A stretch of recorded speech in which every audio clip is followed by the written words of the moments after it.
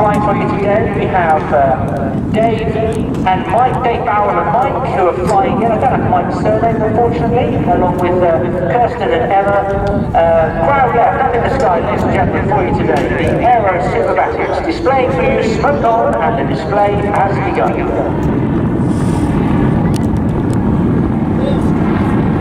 Remember, the pilots and certainly Emma and Kirsten can see you, so lots of big waves there will be waving to you.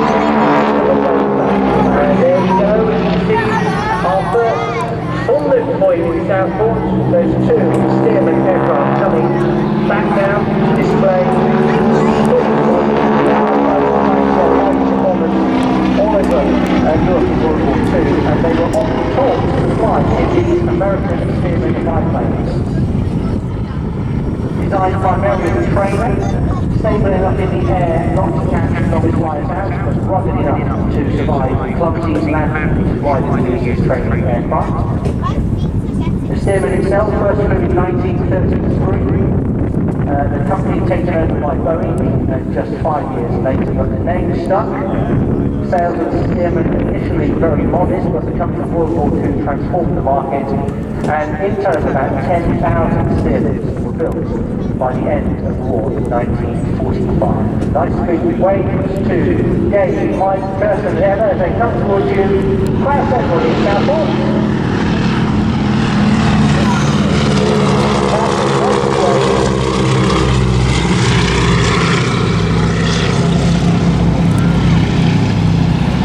As we were saying, the design of this aircraft comes as no surprise. It's harking back to the days of Biggles, piloting against the Red Baron over the Western Front in 1918. The steerman itself took to the air just 15 years after the end of World War I, and its design continued the tried, tested and well understood features of aircraft to this day. It has two wings to increase the lift at the expense of high drag. The fuselage is a welded steel tube, and the wing spars and ribs are made of wood and covered in fabric. Now originally this would have been doped or varnished to tighten it, but the steermans flying for you today are covered in Cesonite, a man-made fibre that is heat shrinkable and is tightened up using tools similar to a domestic iron, rather like ironing a shirt. But here we go, nice close opportunity as we do a nice slip testing.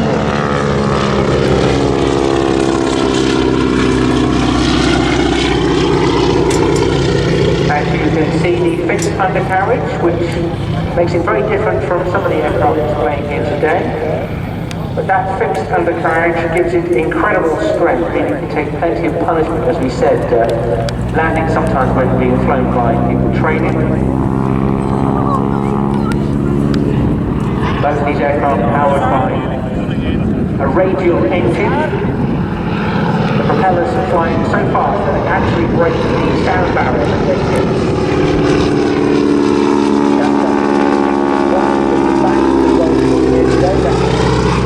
End of the propeller just smashing the sound barrier.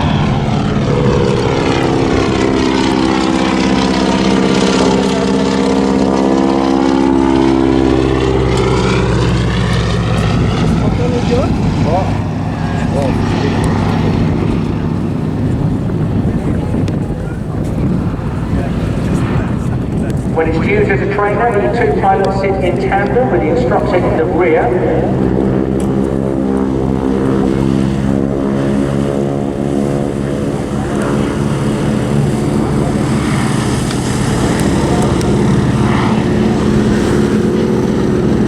Very similar design to but they're actually quite smaller and less powerful. And of course, when the war ended, thousands of these aircraft rolled into the civilian markets. Then they were fitted with tanks and nozzles for agricultural crop dusting. And in a roundabout way, this led to Stephen's most famous appearance in the movies, when Cary Grant was chased by a machine gun toting crop duster in Alfred Hitchcock's thriller North by Northwest. And that's where the phrase barnstorming really comes from.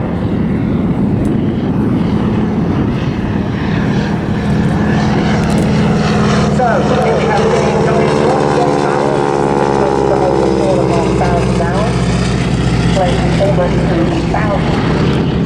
Play for the weekend.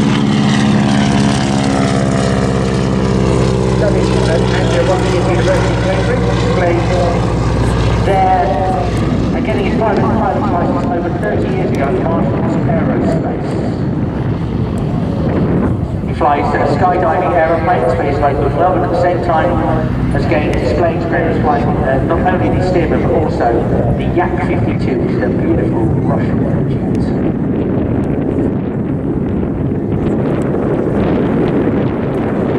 David joined the team in 2006, has been flying for Aerosuperbatics ever since. He's a full-time member of the team. He also heads up the engineering team when he's not flying. Here we come again, a very close pass to David flying here.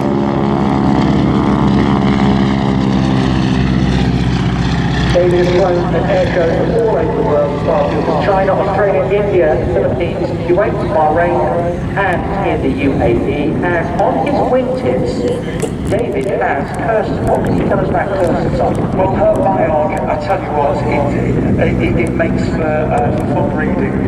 She's an adrenaline junkie. She's been doing this since 2018. She prefers being on the wing as opposed to sitting in the cockpit. And Kirsten's favourite part of the team is when the Wingwalkers climb around the area. So you have Kirsten and they get back in. Freedom of the hour back, so when they're upside down, incredible to watch. Her most memorable time doing this was doing the loop-the-loops over the Gobi Desert at sunset. Now that's quite a thing to be able to tell somebody, isn't it? It certainly is. What a fantastic job that is. So yes, when she's not doing this, she rides motorbikes, she teaches aerial circus, she practices yoga, and she does artwork as well. So she really does do a million and one things. And she's a good round, good all egg, as they would say. Yes. She's a really, really nice lady. Absolutely fantastic. And if you see her ever walking around when she manages to, sometimes in air shows around the UK, they can land and they'll come and talk to the general public. Really, really nice. Now, of course, we were talking there of the two cockpit spaces whereby the trainer would sit in the back and the pilot of the trainer would sit in the front.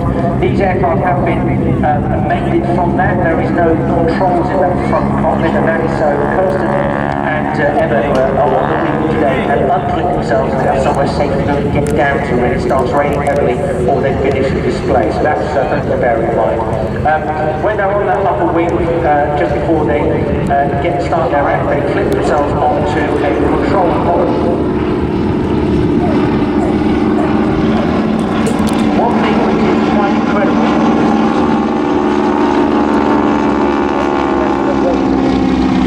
and that's because although they are, in comparison to the rest of the aircraft, what you would consider to be very tight, they do present drag on the aircraft. So normally the Steamers would have a 200 horsepower engine. The Super Steamers flying for you today, driven by 450 horsepower radial engines. So with the Wingwalker on top and two wings, all that drag needs a really powerful engine, so they have the extra power for those manoeuvres. Creating that changing altitude, guidance,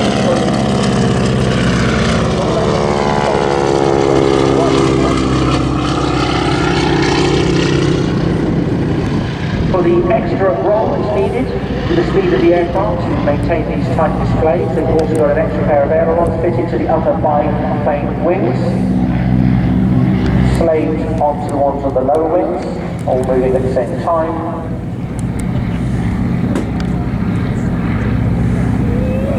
In the other aircraft, the pilot today is Mike, learned to fly Biggin Hill, joining the famous Tiger Club in Surrey, where he flew many vintage types of aircraft and became a member of the club turbulent formation team. He turned professional at the end of the 80s, joining the Skyhawks Aerobatic team, flying the Formula RM4 formation at air shows around Europe and Southport places like Chile. He joined the Aerosuperbatic team displayed for today. In 1991. He's been there ever since and was one of the first teams in the world of Aerosuperbatics to visit and display in China. That was another of them, I would think. And on my footsteps we have Emma. Simon, what can you tell us about Emma? Well, Emma's got the best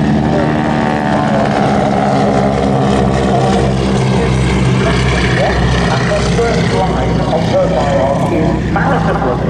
shark cage diving, kite surfing, skydiving, and now wingwalking.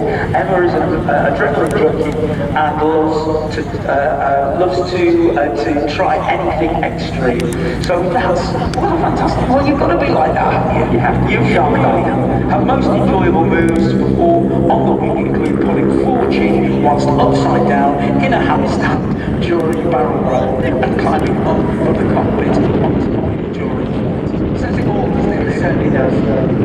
So the boys and girls, as they come past now, Emma and Kirsten, you can see they're waving to you, they can't see you, big smile for all that. You know, they're about the display boys in Southport, and that really makes their afternoon to see you enjoying this display.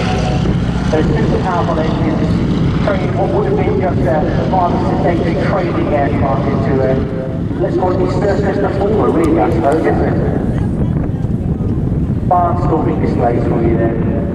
Am I right, Andy? Those displays came out of the glut of those aircraft after the war. Absolutely, as you say, you know, thousands of them were back in civilian service. They were used for crop dusting, agricultural uses, certainly in America, and yeah, people would just get in them and have fun and do a little bit of, you know, almost like a Wild West show.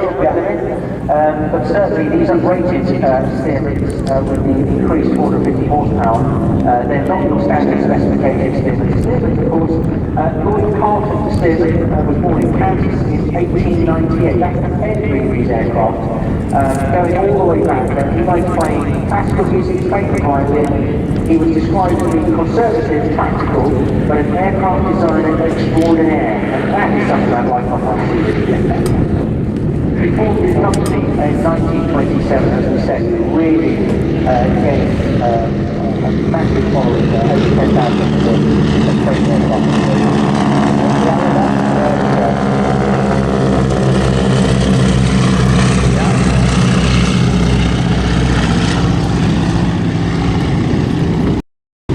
And spare a thought for Kirsten and Emma, because I have seen the ladies displayed in some shows around the UK where the weather has not been as beautiful as it is here today in Southport, and if it's raining, raining at a couple of hundred miles an hour is not top rain, is it? So spare a thought for those ladies as they depart and say goodbye to Southport. Thank you to the Aerosuperbatic